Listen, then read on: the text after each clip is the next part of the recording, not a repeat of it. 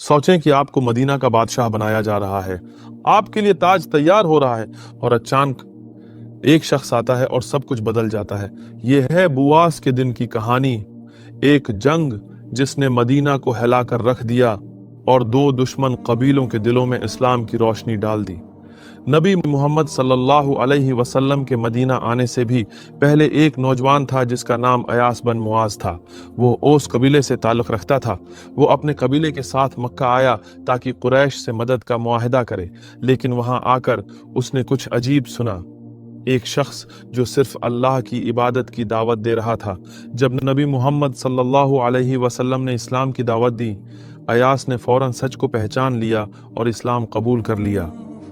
उसके कबीले वालों ने उसका मजाक उड़ाया, मगर उसने परवाह नहीं की। वो नौजवान इस्लाम के मदीना में खुलकर आने से पहले ही वफात पा गया, मगर उलमा ने उसे सहाबा में शुमार किया, अंसार में सबसे पहले इस्लाम कबूल करने वाला। ओस और खजरज, ये दो कबीले यसरब मदीना के रहायशी थे। उन दोनों के दरमियान पुरानी दुश्मनी चल रही थी, मुसलसल लड़ाइयाँ होती थीं। उन्होंने अपने दिफा के लिए यहूदी कबीलों से मुआहदे किए और अब कुरैश से भी मदद चाहते थे, इसलिए मक्का आए। वहाँ उनकी मुलाकात नबी मोहम्मद सल्लल्लाहु अलैहि वसल्लम से हुई। नबी ने उनसे फरमाया, क्या मैं तुम्हें उस चीज़ के बारे में न बताऊं जो तुम्हारी चाही गई चीज़ से बेहतर है। फिर उन्हें इस्लाम की दावत दी, सिर्फ एक अल्लाह की इबादत, सच्ची हदायत और इत्तेहाद, मगर उनमें से अक्सर ने इनकार कर दिया। उन्हें डर था कि अगर मोहम्मद सल्लल्लाहु अलैहि वसल्लम का साथ दिया तो कुरैश दुश्मन बन जाएंगे। सिर्फ अयास ईमान लाया और इसीलिए वो याद रखा गया।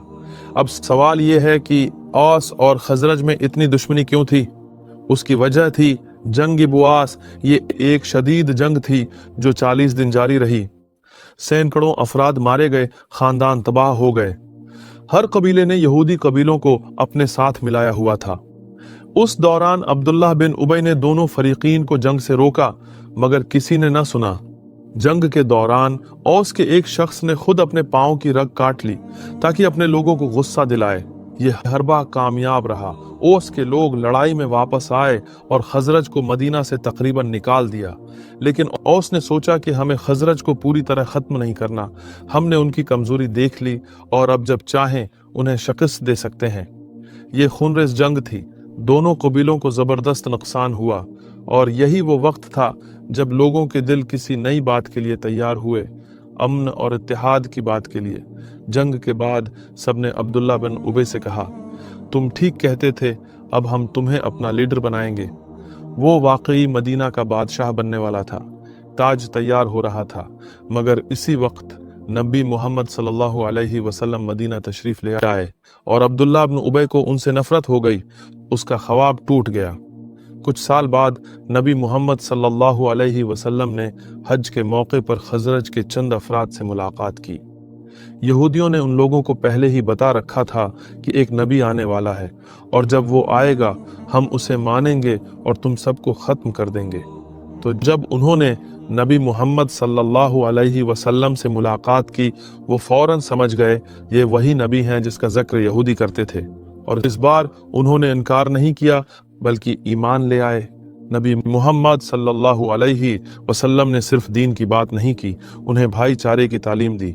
आपने फरमाया, ये दीन तुम्हें एक कर देगा। जो कबीले सालों से लड़ रहे थे वो इस्लाम की बदौलत एक हो जाएंगे। कुरान में अल्लाह फरमाता है, तुम दुश्मन थे और अल्लाह ने तुम्हारे दिलों में मोहब्बत डाल दी। नबी मोहम्मद सल्लल्लाहु अलैहि वसल्लम हमेशा इत्तिहाद को तरजीह देते थे, चाहे कोई अमल बेहतर हो। अगर वो लोगों को तकसीम करे तो वो उसे छोड़ देते। आपने फरमाया, ऐ आयशा, अगर तुम्हारी कौम नई न होती तो मैं काबा को दोबारा इब्राहिम की बुनियाद पर तामीर करता, मगर आपने ऐसा न किया क्योंकि इत्तिहाद ज़्यादा अहम था। लेकिन याद रखें, हर इख्तिलाफ काबिल कबूल नहीं होता। कुछ बातों पर कोई समझौता नहीं, जैसे तकदीर कदर का इनकार। सहाबा ने कहा, हम उनसे बरी इल्ज़मा हैं। छोटी छोटी फ़िक़ही बातों में इख्तिलाफ होता रहा, लेकिन अक़ीदा में कोई नरमी नहीं। बस यही तवाज़ुन है, जहाँ गुंजाइश हो वहाँ इत्तिहाद, और जहाँ हक़ का इनकार हो वहाँ सख्ती। وہ آس کا دن صرف ایک جنگ نہیں تھا، وہ ایک موڑ تھا۔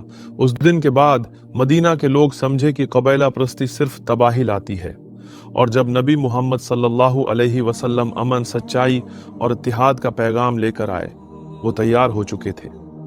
اسلام صرف احکام نہیں لایا، اس نے دلوں کو جوڑا، اور یہی ہے اس دین کا سب سے بڑا معجزہ۔